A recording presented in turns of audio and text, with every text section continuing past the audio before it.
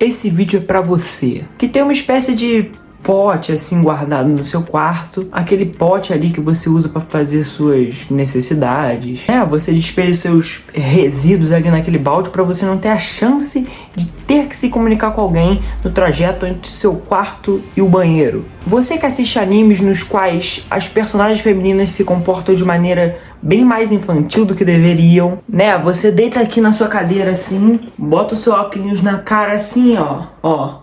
Começa a comer o seu franguinho aqui no balde. E aqui nessa pose, comendo frango, assistindo anime, você fica mais ou menos 8 horas por dia. Deixando claro aqui que a única parte que eu me encaixo é a solidão. Porque 95% das vezes eu faço minhas necessidades na privada e eu tenho completa aversão a animes. Um anime que eu amo e um que eu tô vendo.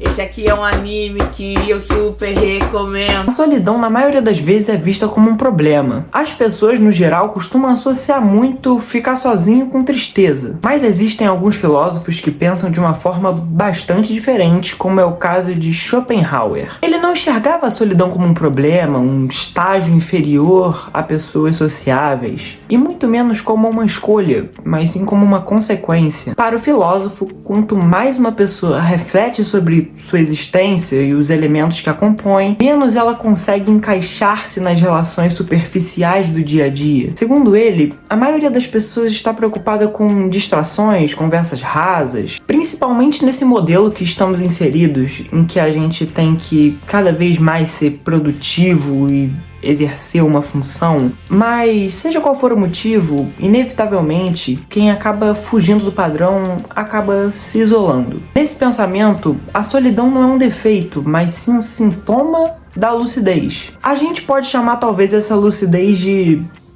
inteligência, uma capacidade de pensar de forma mais crítica ou pelo menos uma vontade de enxergar a complexidade da existência. E não é que estar sozinho seja bom necessariamente, mas é que quando você começa a enxergar o mundo da forma que a maioria não enxerga, é difícil se conectar com a forma que eles enxergam. Ao contrário de Schopenhauer, Nietzsche não vê a solidão como algo que simplesmente acontece com você. Ele vê como uma escolha. Para ele, afastar-se das pessoas, que no caso é o que ele chama de rebanho, é necessário para que se torne quem realmente é. A sociedade, com suas regras e expectativas, tende a moldar todo mundo da mesma forma. E se você nunca se afastar disso, você nunca vai saber quem você realmente é sem essas distorções. A solidão, então, deixa de ser um sintoma e passa a ser um processo. Um espaço onde você tem a liberdade para criar os seus próprios valores. Um lugar para que você crie suas próprias verdades, opiniões, crenças, sem que não tenha muita influência. Tá bom, falei de Schopenhauer, Nietzsche, mas e eu? Bom,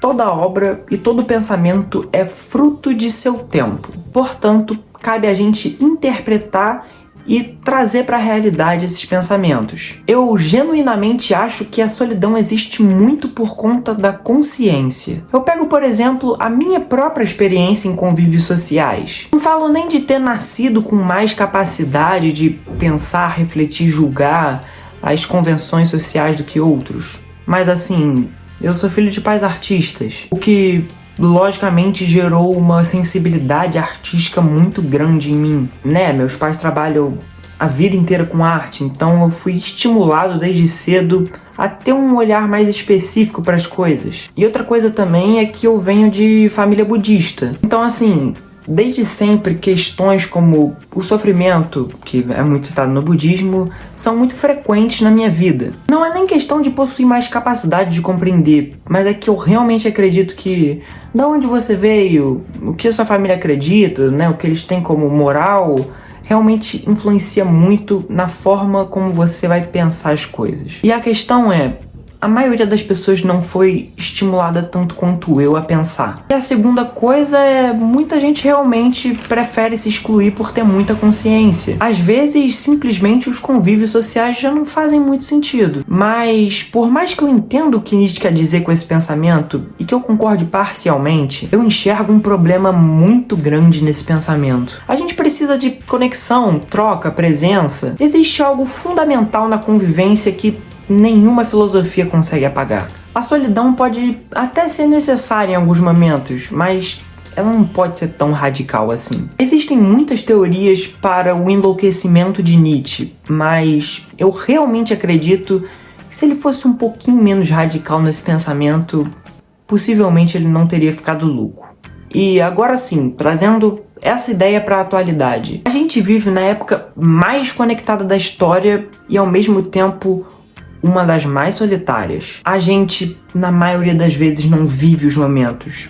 A gente os registra. Não sente as experiências. A gente pensa como elas vão aparecer depois. Foto, vídeos, stories, tudo vira uma tentativa de mostrar para os outros uma vida que às vezes não está sendo vivida e na maioria das vezes não é nossa. E o mais triste é que quase ninguém questiona isso. É quase como se existisse uma vida que é vivida e outra vida que é mostrada. E enquanto isso, as relações reais ficam de lado. Conversas profundas, troca de pensamentos são substituídas por bate-papos online. E sem perceber, a gente vai cada vez mais se tornando distante dos outros e de si mesmo. E assim, existe muito jovem que vai pra chopada, vai pra balada, vai pra festa, jovem da minha idade inclusive, mas é que eu não tô falando de solidão no sentido literal. É quase que uma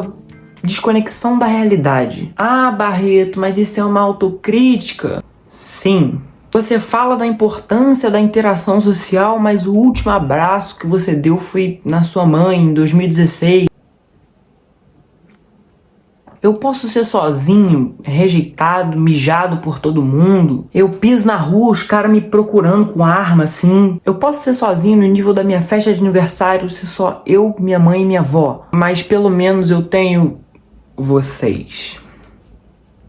Essa frase ficou melhor na minha cabeça, mas pelo menos eu reflito sobre essas coisas. Se gostou desse vídeo, deixa um like aqui pra me ajudar. Por favor, deixa um comentário aqui embaixo, se inscreve no canal. O link do meu Letterboxd tá aqui na descrição desse vídeo. Lá eu escrevo sobre cinema e filosofia, faço críticas e textos pessoais. E é isso aí. Um beijão pra vocês.